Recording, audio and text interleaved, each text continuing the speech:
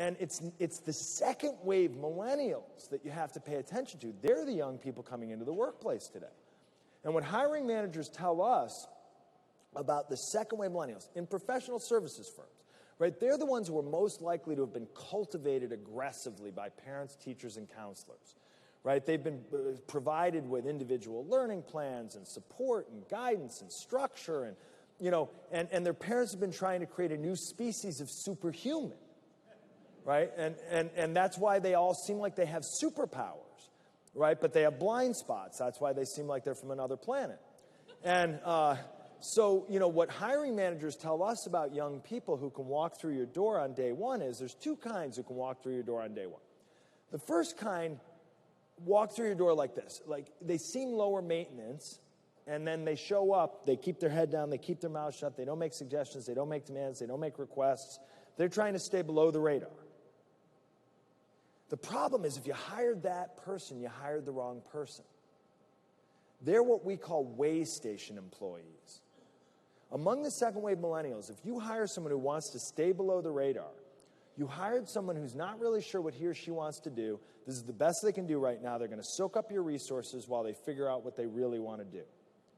And then they are in danger of selling your development investment to the highest bidder. They are the prime offenders in the development investment paradox. The irony is, if you hire the right ones among this generation, if you hire the best young people, they're going to show up like this. I'm here! And then you say, oh, right, we forgot you were starting today. And they say, but it's me. It's me. Don't you remember me from the interview? You've got to remember. How could you not remember me? Remember the second interview I brought my mom? Right? And so, oh, yeah, now it's coming back to me. Now it's coming back to me. Why don't you sit over here and go over these documents from HR while I figure out where you're going to sit? And they're like, but I've been to your website. There's 17 things we need to change about this place immediately. I'd like to volunteer to head up a task force to make some of these changes. And you want to say, well, gee, no hard feelings, but for me, this is just Monday. Because I've been here for 30 years. Right? Cut. And so sometimes people say to me, well, do they really have higher expectations than those of previous generations? And our research shows that they do. They don't have greater needs and wants. Yes, their parents have been trying to create a new species of superhuman, but they are still human. And they have the same basic needs and wants. See Maslow. But they do have higher expectations. The good news is that first and foremost, they have higher expectations for themselves.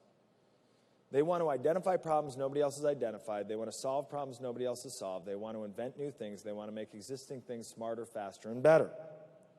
And that's great for business. What a lot of people say is, yeah, but I've been here for 30 years, so that's my job. The reason we hire new young people is because we have a bunch of grunt work we need to get done, and we were hoping they might help. And I think one of the myths about this generation is that they won't do the grunt work. I have interviewed thousands and thousands and thousands of them. They're like, grunt work? I'll do the grunt work. I'll work circles around those older, more experienced people. I'll do the grunt work until they drop from exhaustion. Let's go. Right? They will do the grunt work. But there are two catches. They won't do the grunt work or anything else in exchange for vague promises about long-term rewards that may or may not vest in the deep, distant future. No way. And what young people tell us every day is, oh, yeah, I got there. And they said, oh, here's where you could be in 5 years. Here's where you could be in 10 years. They're like, I don't even know what they're talking about. You know, no hard feelings, but where am I going to be tomorrow, next week, next month? One young person we interviewed said, I know they think they're the masters of the universe, but gee, the Soviet Union disappeared overnight. Arthur Anderson, fill in the blank. One young person we interviewed said, my boss keeps telling me, stick with me, and here's where you'll be in 5 years. She said, I'm dying to turn around and say to that guy, I hate to tell you, pal, but you don't know where you're going to be in 5 years. And what I love about that is, you know, they're onto something. Right? They want to know, so if you want one thing to take away, it's they think short-term and transactional.